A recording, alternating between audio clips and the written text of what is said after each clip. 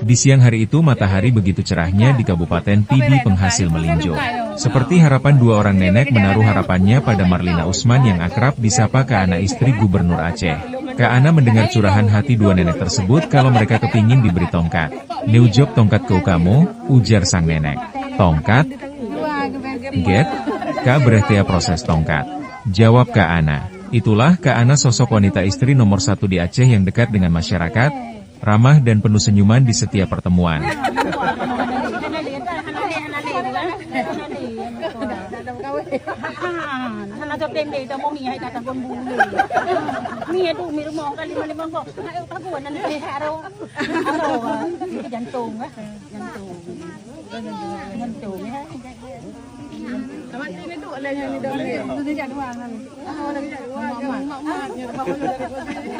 Hai siapa di sini?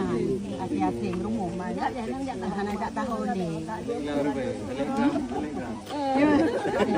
Selek ber. Berjalan.